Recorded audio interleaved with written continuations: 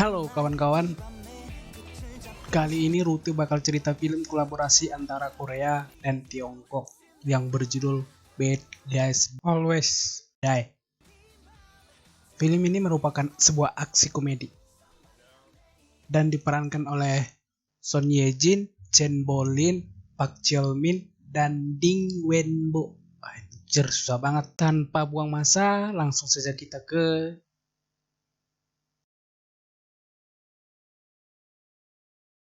ceritanya. Di awal kita akan diperlihatkan satu pria memergoki siswa di minimarket dan berniat membayari, tapi sialnya dia malah dituduh mesum.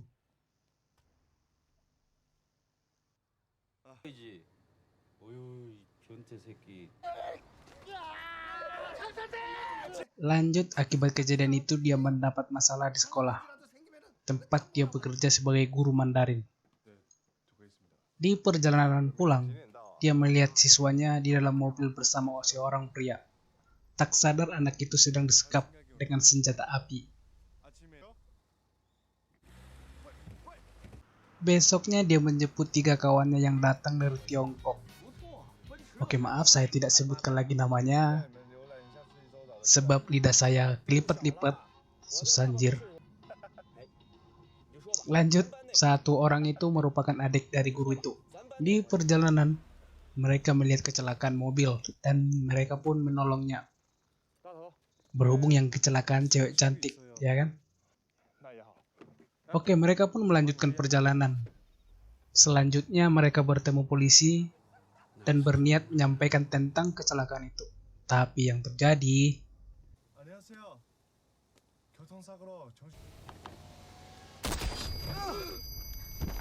dua kawannya kabur terbirit-birit, dan si guru dan adiknya dipaksa menjalankan mobil dan meninggalkan 2 kawannya. Dalam kondisi yang masih syok, 2 orang ini membawa mobil polisi serta polisi yang tertembak itu ke kantor polisi terdekat. Sampai di kantor polisi, mereka berdua melaporkan kejadian itu kepada Sugiono. Mirip anjir. Tapi sialnya polisi yang mereka bawa menghilang. Mendengar ada suara di bagasi mobil, Sugiono pun membukanya. Ternyata polisi yang asli ada di dalam. Berarti yang tertembak siapa? Ayo, siapa? Oke, Sugiono pun mengambil senjatanya dan 2 orang itu kabur terbirit-birit lagi. Di tempat guru itu, dia dan adiknya disekap cewek ini. Meskipun pria itu menjelaskan kronologi kejadiannya dan menunjukkan bukti, si cewek ini tetap menahan mereka karena tas si cewek ini berada di tangan 2 pria yang kabur tadi. Kembali ke si 2 pria itu, mereka pun membuka tas si cewek itu dan menemukan kunci dan tiket kapal. Dan pria yang menyamar tadi sedang membersihkan luka tembaknya. Dan di kulkasnya terdapat keju. Mayat maksud aku. Saat dia asik menonton, polisi Sugiono mendatangi rumahnya. Karena dia Sugiono, nggak terjadilah apa-apa. Kecuali ada cewek, baru tuh ada adegan selanjutnya. Kembali ke si cewek, saat dia menelpon seseorang, ponsel dia lowbat. Dia pun membuka koper dari pria-pria Tiongkok tadi, tapi yang ditemui charger Xiaomi. Dia pun menyuruh adik guru itu untuk memilih charger ke minimarket. Nah, anak ini setelah dia belanja, dia diikuti si polisi palsu tadi.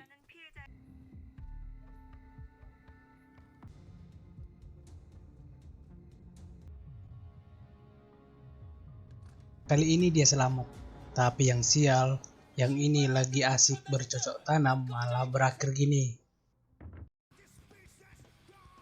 Untung temannya datang, tapi sial juga. Di tempat si cewek itu, dia menjahit sendiri bekas lukanya. Di waktu yang sama, Sugiono menggambar sketsa 2 orang Tiongkok yang tadi menjadi tersangka. Pagi hari 2 orang ini pergi ke sebuah kafe.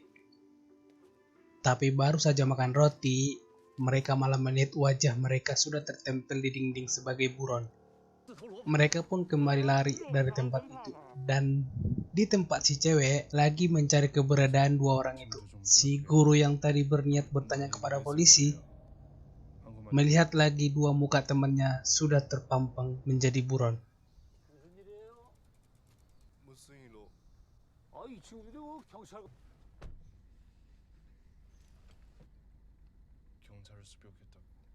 Nah, dua pria lawak ini sedang mengejar bus dan sampai di perkebunan. Karena merasa tak ada lagi jalan menuju dermaga sesuai tiket yang mereka temukan di tas cewek semalam, mereka mencuri motor. Polisi Sugiono pun kembali masuk ke dalam rumah. Rumah itu adalah rumah dokter yang dibunuh polisi Gadung tadi. Merasa aman, dia sambil menelpon membuka kulkas. Tapi dia tidak melihat mayat dokter itu. Polisi Gadung yang semalam pingsan pun tersadar dan pergi meninggalkan tempat itu. Si cewek ini sedang berada di tempat orang tua temannya. Dia mencari tahu dan menemukan sebuah kunci loker serta nomor lokernya. Nah, si dua pelawak ini yang sudah sampai di dermaga serta kelaparan, mereka menunggu kedatangan si cewek itu sesuai tiket keberangkatannya hari ini. Karena melihat ada loker di dekat dermaga, mereka pun mengingat kunci yang mereka temukan di tas cewek itu.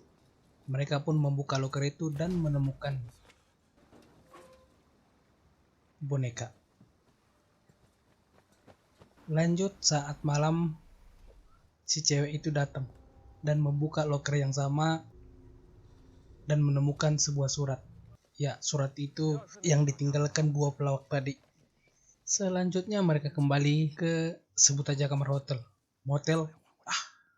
Oleh itu. Dan si cewek ini pergi keluar. Tapi tepat di bawahnya ada Sugiono.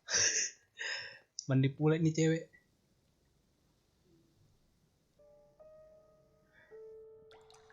Dan si cewek ini menerima telepon untuk bertemu di stadion besok.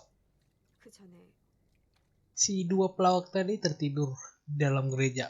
Setelah pagi mereka dibangunkan seorang pastor yang bisa berbahasa Tiongkok dan mereka diberi makan. Tapi sayangnya si cewek itu datang dan menembak mereka berdua. Dan dia pun terbangun. Hanya mimpi. Sat. Tapi setelah dia bangun, dia didatangi seorang pastor yang persis di mimpinya dan bisa berbahasa Tiongkok juga. Dan mereka diberi makan persis di mimpinya. Dia pun panik dan kabur lagi. Ya benar, ada yang datang. Tapi yang datang Sugiono. Kembali ke si cewek tadi, mereka berangkat ke dermaga sesuai surat dari dua pelawak tadi. Tapi di sana ada banyak polisi. Dia pun merasa dia dijebak. Tapi di tempat dua pelawak itu, mereka juga mengira dijebak karena melihat polisi itu juga. Si cewek ini pun masuk ke dalam stadion dengan meninggalkan guru itu diikat di mobil. Di dalam stadion dia mengangkat walkie-talkie dan terjawab sudah bahwa si cewek ini terpaksa mencari uang karena keponakan dia diculik bernama Miran. Di mobil pria itu mencoba kabur, tapi dia malah menemukan koran yang bertuliskan bahwa si cewek itu buronan akibat pembunuhan. Dia pun panik setelah si cewek itu kembali dan mendapati pria itu sudah kabur. Ternyata pria itu diselamatkan seorang polisi yang sudah lama mengintai si cewek itu. Dan polisi ini meminta si guru itu untuk kembali ke si cewek itu untuk menggali informasi lebih dan memberikan dia sebuah ponsel. Si dua pelawak itu pun kehabisan bensin. Dan mereka mencoba mencuri bensin dari mobil yang terparkir. Tapi mereka melihat salah satu mobil itu adalah mobil yang mereka pakai waktu pertama kali ke Korea. Yang artinya si cewek itu dan temannya berada di tempat itu. Si guru itu pun datang kembali dan bertemu Sugiono. Dan dia dibawa masuk ke dalam mobil oleh si cewek itu. Dan mereka pergi. Tapi saat itu dua pelawak itu melihat dan mereka mencurigai mereka bertiga bersekongkol. Dan mempertanyakan di mana adik si guru itu. Mereka pun masuk ke dalam untuk menyelamatkannya. Si cewek ini membawa guru itu ke pinggir hutan dan menginterogasi dia dan menanyakan kenapa dia kabur. Si guru ini pun menjelaskan dia mencoba kabur Dia membaca koran dan beritanya dia seorang pembunuh. Tapi sial bagi mereka berdua. Di belakang mereka sudah ada si polisi gedungan itu. Dan mereka pun berakhir. Si pria ini juga mencari uang itu. Kepala si cewek ini pun dimasukkan ke dalam air sampai tak sadarkan diri.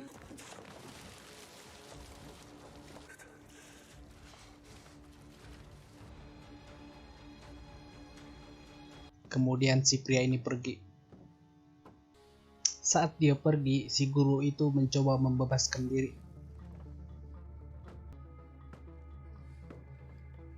Setelah bebas, dia menyelamatkan si cewek ini.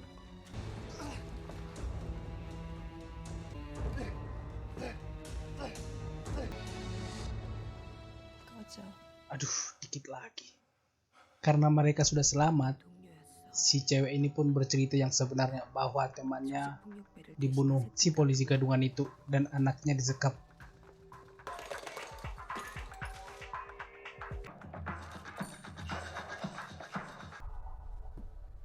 순이야, 혹시 무슨 일이라도 생겼을까 걱정.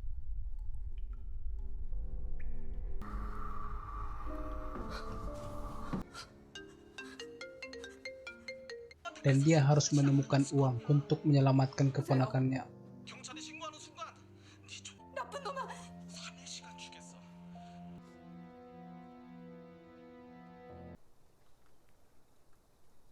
순이 경찰이 아니야. Dan dia memberikan foto keponakannya, di mana itu adalah Miran, siswanya sendiri yang dia lihat dalam mobil bersama seseorang pria yang diduga saat itu ayah anak itu. Si cewek ini pun menjelaskan orang tua Miran sudah meninggal. Mereka pun jadi akrab dan kembali ke rumah bersama. Tapi di rumah, mereka berdua disekap lagi sama dua temannya dan adiknya.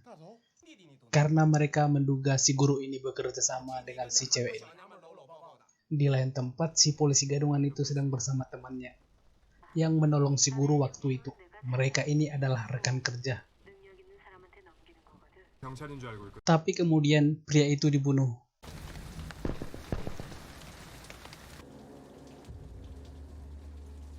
Kembali ke tempat cewek tadi, di mana guru itu pun menjelaskan semuanya kepada mereka.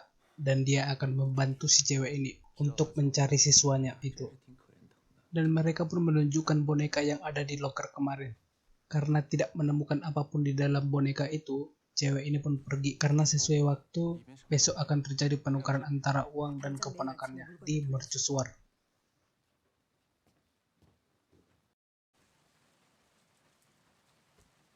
Si polisi gadungan itu pun kembali melihat tahanannya yang sudah kabur dan menerima telepon dari si guru ini memberitahukan bahwa besok terjadi penukaran di mercusuar dan meminta dia tolong agar setelah polisi gadungan ini beraksi untuk memastikan anak kecil itu selamat. Besoknya saat makan, tiga sekawan ini membaca surat yang ditinggalkan guru itu bahwa si guru itu berangkat ke mercusuar. Tapi sayangnya si Sugiono datang ke tempat itu. Mereka pun ditangkap. Tapi diselamatkan adiknya si guru itu dengan memukul kepala si polisi. Mereka bertiga pun membawa polisi itu ke si pastor yang bisa berbahasa Tiongkok agar mereka bisa menjelaskan kejadian sebenarnya. Setelah menjelaskan, mereka minta tolong diantar ke mercusuar. Di mercusuar terjadi barter antara anak itu dengan uang. Tapi si cewek ini belum mendapatkan uangnya.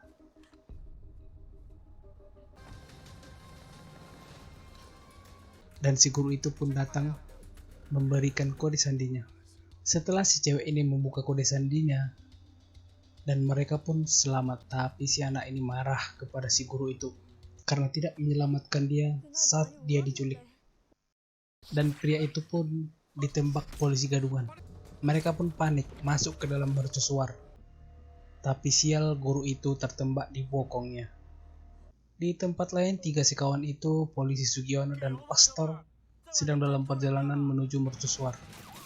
Sampainya di tempat, mereka ditembaki dan mereka berhasil menabrak si polisi gadungan itu.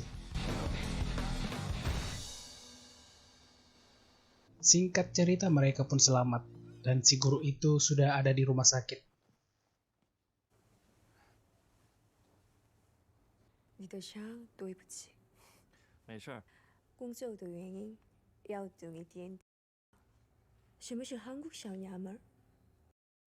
夸你漂亮了。 Dan mereka pun berlibur ke pantai dan 그런 거 같았어요. 고마웠어요. 哇怕我。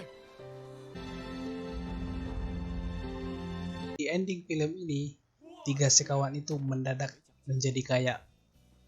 Sekian rute film kali ini, saya ucapkan terima kasih dan jangan lupa subscribe, like, share, dan sampai jumpa.